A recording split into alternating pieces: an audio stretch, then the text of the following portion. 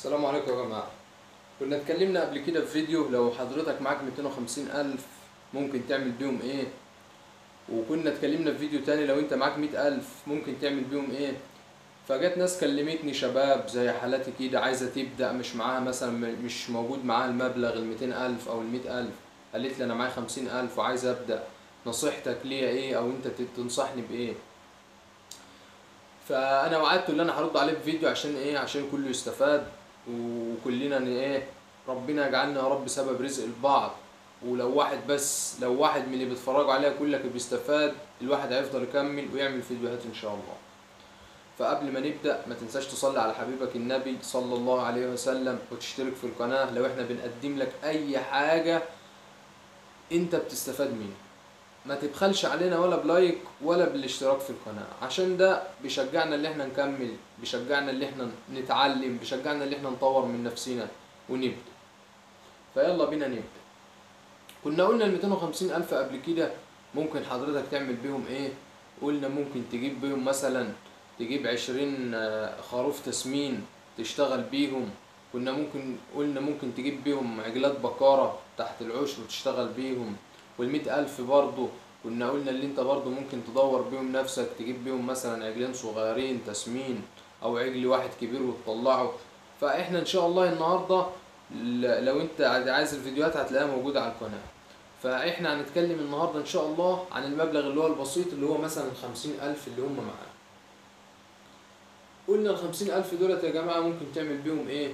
ممكن تجيب بيهم 5 خرفان وتدورهم. بس طبعا في ناس قالت انا ما بحبش الخرفان، تسويق الخرفان بيبقى صعب، ما المدة بتطول، مش عارف ايه. فهو الخرفان مش وحش ولا حاجة يا جماعة، لو انت اشتغلت معاها صح واشتغلت بتحصينات ووفرت لها مكان كويس. بس احنا ايه، احنا معلنا من الخرفان. ممكن اعمل ايه بقى بال50,000 اللي معايا؟ انا هجيب بقرة بيهم عشر. طيب هتجيب بقرة عشر ب50,000. والله البقرة العشر اللي هو الخليط ممكن تجيبها ب55,000 أو مثلا ب50,000، حسب تقليب البقر.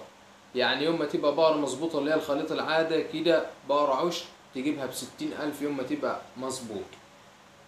طيب البقرة العشر ديت أنا هجيبها عشر كام، ولا أنا هجيبها بكرية ولا مش بكرية؟ طبعا دي كلها حاجات لازم حضرتك تبقى واخد بالك منها.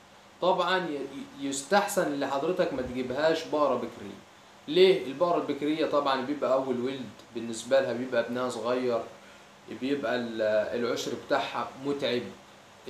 ربنا بتتعب في الولادة وهي بتولد، بيبقى لبنها شوية منها بكرية وكده. طيب تنصحني بإيه؟ والله لو بقرة تاني ولد أو تالت ولد تبقى تمام ومظبوط. طيب أجيب البقرة ديت عشر صغير ولا عشر كبير؟ والله العشر الصغير انت كل ما تقلل في العشر كل ما السعر هيقل معاك. بس انا بفضل لك اللي انت تجيبها عشر كبير. عشر كبير بمعنى ايه؟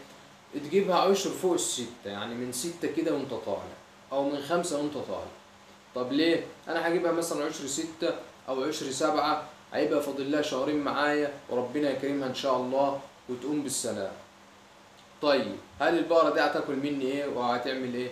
طبعا احنا دلوقتي اهوت احنا في موسم السلاج، ممكن حضرتك توكلها سلاج. احنا في ضراوة، في ناس زرع ضراوة سكرية او زرع ذرة حشيشة او اي زي ما حضرتك بتسميها في مكانك. فممكن توكلها من الحاجات. هي البقرة هتحتاج خضرة، البقرة العشر ديت هتحتاج معاك خضرة عشان خاطر ما تكلفش عليك، عشان انا مش هجيبها اوكلها علف. انا مش هجيبها اوكلها علف بس وخلاص، كده هتكلف عليا البقرة. فهي هتحتاج خضرة، وممكن تاخد شوية ردة اخر النهار وخلاص. انا عندي البقرة في مكاني ما بتاخدش ردة، بس البرسيم الحجازي بيفرق معايا ليه؟ لان بروتينه اعلى من الردة وشغال ايه، وشغال معايا كويس، فانا مدخله مكان دي. فممكن حضرتك لازم يكون عندك حاجة خضرة توكلها لك. طيب بعد كده يكون عندي ايه؟ البقرة ديت هتحتاج منك قبل ما تولد بشهر واحد اللي حضرتك تحضرها. طبعا يا جماعة البقرة انت لو جايبها فيها لبن بعد عشر ستة ولا حاجة لازم تنشف البقرة، ما تفضلش تحلب بيها، ما تفرحش بشوية اللبن اللي انت بتاخدهم دولت، هيأثروا على الموسم الانتاج اللبن. كل ما تنشف البقرة بدري وتاخد راحتها وترد صحتها، لان اللبن ده طبعا هو من جسمها، بينزل من جسمها، فطبعا لازم تسيبها تنشفها. دي برضو حاجة لازم تاخد بالك منها. لو هي جاية ناشفة بس برضو ما يستحسنش تجيبها ناشفة، لان انت مش ضامن مصدرها. هي بقى ناشفة ليه؟ ممكن يكون فيها لا قدر الله ربع ضارب، لو ربع ضارب ما هو شغال تاني اي حاجة. فانت يستحسن اللي انت تجيبها من حد مضمون ومن حد موثوق منه، عشان خاطر ربنا يسترها وما تلبسش في حيطه. لان في ناس بتلبس وما بترحمش. فحضرتك خلي بالك وانت بتشتري، خلي بالك على مالك وخلي بالك على، معلش انت ممكن تجيب من مكان مضمون تدفع 2000 جنيه زيادة ولا 1000 جنيه زيادة ولا زي ما يكون زيادة، بس انت عارف لو في حاجة تعالى يا عم البقرة بتاعتك اهيت وفيها 1 2 3. لكن ما تجيبش حاجة كده وخلاص. خلي بالك على مالك وحافظ على مالك. قلنا البقرة ديت حضرتك هتحضرها قبل الولادة بشهر. طيب انا حضرتها وربنا كرمها وجت تولد وربنا كرمها، لو جابت لك ذكر يبقى ربنا رضاك. قلنا ان شاء الله احنا جبناها ب55,000، ان شاء الله تبيعها ب70، تبيعها ب75، حسب انت ايه، حسب الولد بتاعها وحسب البقرة بتاعتك وحسب حجمها وحسب تأليفها وحسب دنيتها، فربنا يرضيك فيها. طب انت تفضل لي ايه، ابيعها ولا اخليها؟ والله انا افضل لك تخليها. طيب انا هخليه. البقرة ديت ان شاء الله ممكن لو هي الخليط العادي بتاعنا ده ممكن تحليب لي 5 كيلو الصبح او 5 كيلو اخر النهار، 4 كيلو الصبح و4 كيلو اخر النهار. يعني مش هتحليب لك ان شاء الله اقل من 8 كيلو، اقل من 8 كيلو في ايه، في حسب اكلك. وكل ما تاكل مظبوط كل لبن ان شاء الله معاه يزيد. ان شاء الله ربنا كرمني والبقره ديت جابت لي عجل او جابت لي عجله، طبعا انا هرضعه وهعمل ايه بقى، ربنا يكرمني كده يكون معايا 16,000 ولا 15,000 ولا، وهروح اجيب عجل عمري مثلا ايه، عمري مثلا اسبوع، عمر 5 ايام، عمر 20 يوم، حسب ما انت تلاقيه موجود. بس حاجة تكون رضع السرسوب كده وحاجة تكون محترمة وايه، وتجيبه تحمله على البقرة ديت. انا البقرة ديت مش هحتاج منها ولادة. يبقى انت كده انا دخلت لك مشروعين 2 في مشروع واحد. مشروع اللي هو ربنا رضاك لما البقرة ولدت، لا بس انا مش هبيعها، انا هجيب جايب عليها عجل واحد. يبقى انا مثلا عندي عجلها، العجل اللي هو ابنها وعجل واحد كمان عليه، جبتهم على بعض. العجل ده انا هجيبه، قلنا عمره اسبوع، عمره 10 ايام، وحاجي مرضعه. ان شاء الله العجل ده هياخد 2 كيلو الصبح و2 كيلو اخر النهار، وابنها برضه هياخد 2 كيلو الصبح و2 كيلو اخر النهار. يبقى البقره ديت لو بتحلب لي 8 كيلو او 9 كيلو، هي ان شاء الله هتكفي لي العجلين دولت في خلال ال3 شهور. طبعا انا هوكل البقره وهي تحلب لي ترضع لي العجلين اللي تحت مني. في خلال ال3 شهور دولت ان شاء الله انت هتتكلم في العجلين من غير ما الحياة والموت بتاع ربنا. انا بكلمك في كلام انا ما ولا انا اضمن لك ولا حد يضمن لك 100%، بس انت لو اتبعت تحصيناتك، لو انت جايب العجل من مكان موثوق، لو انت تخلي بالك من الالتهابات الرئويه، تخلي بالك من الاسهال، يا ريت ما تطلعش العجول على البقره انت تحلبها وترضعهم في بزاز عشان تعرف انت بتديله كام كيلو وانت بتعمل له كام كيلو.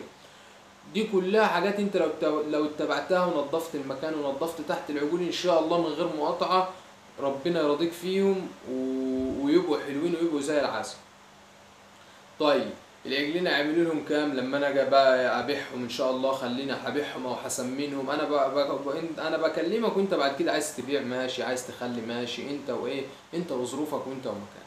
ان شاء الله العجل اللي هو مفطوم ده 3 شهور ده ان شاء الله يعني ما يقلش معاك عن 23 24 ألف، وفي كمان عجول بتوصل 26 ألف مفطومة حسب نوع العجل وحسب سقو العجل.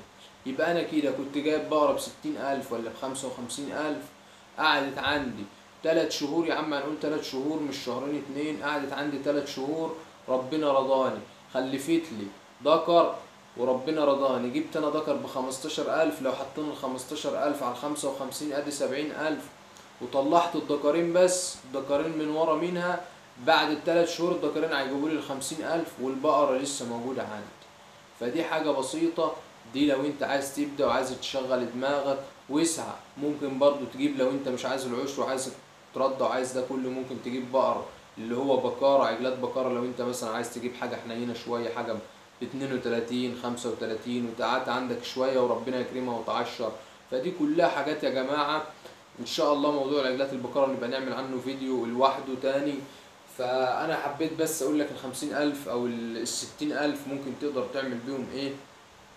ف ونصيحتي ليك كاخوك الصغير او اخوك الكبير حسب سنك، ما تترددش في حاجة، اتكل على الله وابدأ وسيبها على الله.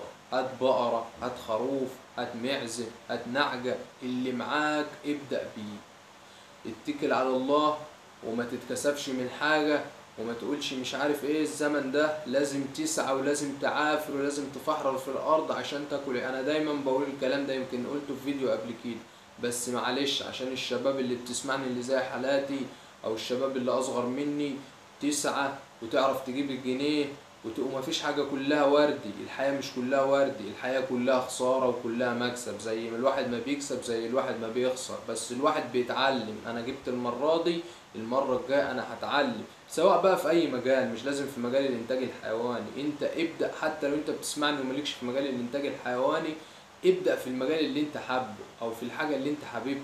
معاك قرش ما تركنوش، ركنان القرش النهارده مش هيقضي مصلحة، هتيجي بعد سنة تاخده مش هتلاقي ليه لازمة. هتقول لي هجيب دهب ومش عارف ايه، يا عم ماشي على عيننا وعلى راسنا، بس انت ما قدمتش حاجه لمجتمعك ولا قدمت حاجه لدنيتك ولا قدمت. عايز تجيب ده هات جزء دهب ودور نفسك. الواحد الحاجه ديت بيلاقي فيها نفسه، بيلاقي اللي هو ايه، اللي هو هدفه في الحياه. احنا نزلنا الحياه ديت اصلا عشان نعمر الارض، فانت اللي انت الحيوان ده ان شاء الله ربنا يكرمك تاخد عليه حسنه. هو حيوان انت بتوكله وتشربه وترعاه، ربنا يكرمك تاخد عليه حسنات بسبب اكلك وشرب ليه ورعايتك ليه. فدي كانت حاجة بسيطة. وما تنساش تصلي على النبي في آخر الفيديو. تاني اللهم صل وسلم وزد وبارك على سيدنا محمد.